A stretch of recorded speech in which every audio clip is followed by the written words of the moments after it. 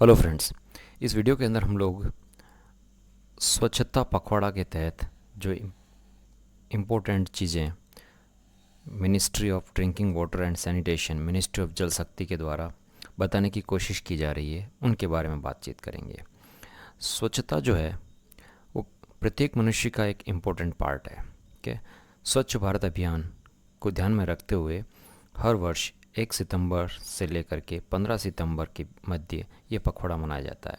और इस पखवाड़े को मनाने के पीछे का जो मुख्य रीज़न है वो ये है कि हमारा वातावरण और हम जो हैं वो स्वच्छ रहें।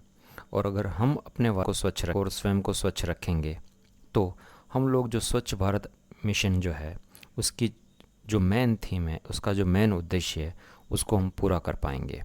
और अगर हम लोग इतना कर पाते हैं तो हम लोग एक स्वच्छ भारत का निर्माण जरूर कर लेंगे, जहाँ पर गंदगी का कोई नामो निशान नहीं होगा, पर्यावरण की दृष्टि से बहुत उपयुक्त देश होगा। ठीक है, तो इसी कड़ी के अंदर, ठीक है, स्वच्छता पखवाड़ा के अंतर्गत सबसे इम्पोर्टेंट चीज़ जो मनुष्य से जुड़ी हुई है हर व्यक्ति, वो है पर्सनल हाइजीन, व्यक्तिगत स्वच्छता। तो इस वीडियो के अंदर हम लोग व्यक्तिगत स्वच्छता के बारे में बात करेंगे कि व्यक्तिगत स्वच्छता क्या होती है, किन किन चीज़ों का ध्यान रख करके कोई भी व्यक्ति अपने आप को स्वस्थ और स्वच्छ रख सकता है। अगर हम लोग स्वच्छ रहेंगे तो स्वस्थ रहेंगे, और स्वस्थ रहेंगे तो हमें किसी प्रकार की बीमारी नहीं होगी। जो कोरोना वायरस आज हमारे सामने सबसे बड़ी महामारी के रूप में प्रस्तुत है, वो भी इस व्यक्तिगत स्वच्छता के माध्यम से नष्ट हो जाएगा। तो चलिए दोस्तों, आज इसी संदर्भ में हम लोग इसके ऊपर चर्चा करते हैं। व्हाट इज़ पर्सनल हाइजीन, कि पर्सनल हाइजीन क्या है, व्यक्तिगत स्वच्छता क्या है। Personal hygiene is defined as the principle of maintaining cleanliness and grooming of the external body. मतलब हमारा जो बाहरी शरीर है, कहने का मतलब हमारा जो शरीर है उसको हम लोग किस तरीके से साफ़ रखें और किस तरीके से उसको ग्रूम करें। ग्रूम का मतलब कोई अनावश्यक गंदगी उसके ऊपर ना रहे, उसको हम लोग कहते हैं व्यक्तिगत स्वच्छता। Maintaining a high level of personal hygiene will help to increase self-esteem and confidence। जब व्यक्ति अपने आप को स्वच्छ रखता है, कोई व्यक्ति व्यक्तिगत रूप से स्वच्छ रहता है, तो उसका आत्मसम्मान और जो स्वाभिमान है, आत्मविश्वास जो है, वो निश्चित रूप से बढ़ा हुआ रहता है। हम भी बहुत सी बार महसूस करते हैं, किसी दिन अगर हम लोग बिना नहाए रह जाते हैं तो अपने आप को बड़ा डल और आत्मविश्वास की कमी महसूस होती है। तो व्यक्तिगत स्वच्छता के आधार पर कोई भी व्यक्ति अपने आप को आत्मसम्मानी और विश्वास से भरा हुआ बना सकता है। पुअर पर्सनल हाइजीन के कि अल्प व्यक्तिगत स्वच्छता क्या है।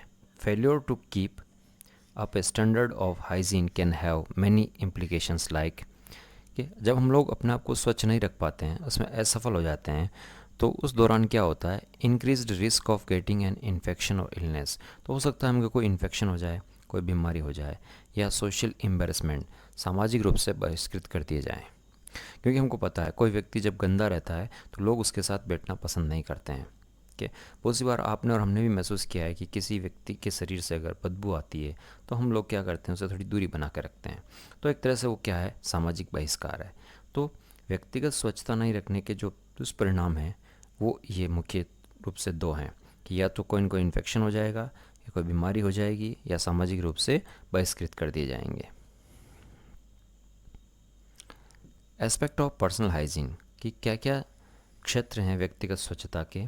बात रेगुलरली, प्रतिदिन नहाएं, हैंड्स एंड नेल्स केयर, हाथों और नाखूनों की देखभाल, टीथ केयर, दांतों की देखभाल, ईयर केयर, कानों की देखभाल, हेयर केयर, बालों की देखभाल, फीट केयर, पैरों की देखभाल, एंड क्लोथिंग, कपड़ों की देखभाल या कपड़े। चलिए, बात रेगुलरली, हमेशा नहाना चाहिए। कि ये पिक्चर यही बता रही है कि हमेशा हमको नहाना चाहिए, बिना नहाए घर से बाहर नहीं निकलना चाहिए। हैंड्स, हैंड्स को जर्म फार्म कहा जाता है। कि जर्म्स माने जीवाणुओं का खेत, जर्म्स, ठीक है, बैक्टीरिया, वायरस, कि ये सब हमारे इन हाथों की अंगुलियों पर और पाम में जमे हुए रहते हैं। थोड़ा सा भी अगर मौका मिला तुरंत ये हमारी बॉडी के अंदर चले जाते हैं और बीमारी क्रिएट करते हैं। बहुत सारी बीमारियां क्रिएट करते हैं, जस्ट लाइक हेपेटाइटिस, हेमोफिलिस के। तो जितनी भी तरह की बीमारियां हैं वो जो है वो हमारे हाथों के माध्यम से फैलती है। How to wash your hand, इसलिए हमें अपने हाथों को स्वच्छ रखना चाहिए। हाथों को कैसे धोना है वो स्टेप बाय स्टेप प्रोसेस यहाँ बताया गया है। वेट योर हैंड्स, सबसे पहले हाथों को गीला करना चाहिए। Apply solution and scrub for at least 15 second. Okay, जो भी सॉल्यूशन है, साबुन है, लिक्विड है, ओके, लिक्विड शॉप है, डेटॉल, जो भी हम लोग यूज़ करते हैं, उसको लगाने के बाद कम से कम 15 सेकेंड तक उसको रब करना चाहिए। रब करने के बाद दोनों हाथों को रिस्ट और फिंगर्स के बीच में उसको रब करना चाहिए। फिर रिंज योर हैंड्स, हाथों को अच्छे तरीके से धोना चाहिए। शावर नल को बंद करें और उसके बाद ड्राई पेपर या कपड़े से हाथों को पोंछ लें। तो ये सिस्टमेटिक स्टेप्स है कि किस तरीके से हाथों को धोना और साफ़ रखना चाहिए। नेल केयर, ठीक है, नाखूनों की सुरक्षा बहुत इंपॉर्टेंट है। ठीक है, नाखूनों के माध्यम से भी बैक्टीरिया, जर्म्स जो होते हैं हमारी खाने के साथ वो हमारी बॉडी में पहुंच जाते हैं। सबसे पहले नाखूनों को सब लिक्विड वॉश में धोना चाहिए।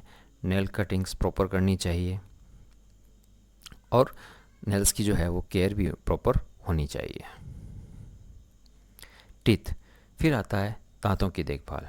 ठीक है, you should brush your teeth twice a day, एक दिन में 2 बार दांत साफ़ करने चाहिए। एक जब हम लोग जगते हैं और दूसरा जब हम लोग सोने के लिए जाते हैं। Germs bacteria in your mouth grow on your teeth and around the gums every day. Germs bacteria जो होते हैं हमारे दांत, मुंह के अंदर दांतों के ऊपर ग्रोथ करते हैं और मसड़ों के चारों तरफ हमेशा जमे रहते हैं। Gently and thoroughly brush each side of every tooth and the gums. Okay, आराम से जो है हमको हर एक दांत और मसूड़े की सफाई करनी चाहिए।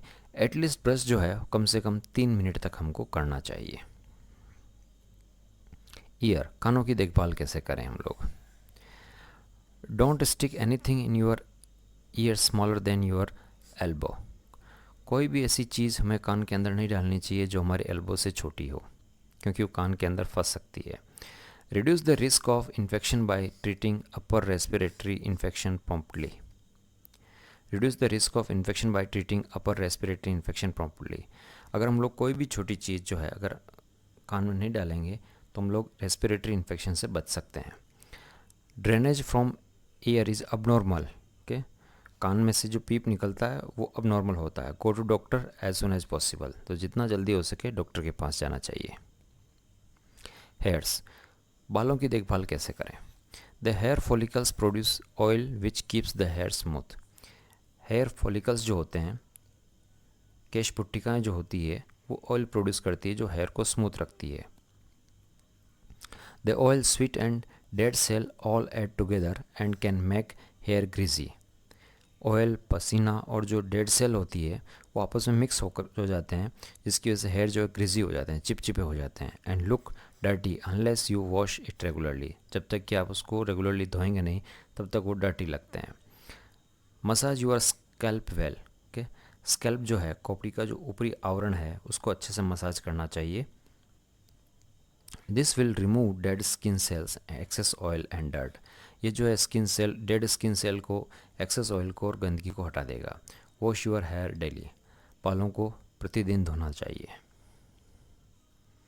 फिट एंड शूज, पैरों और जूतों की देखभाल। या very large collection of sweet glands live in your feet, पैर के अंदर काफ़ी मात्रा में पसीने वाली ग्रंथियाँ रहती है। Wash your feet well at least once a day, कम से कम पैरों को एक दिन में एक बार अच्छे तरीके से धोना चाहिए।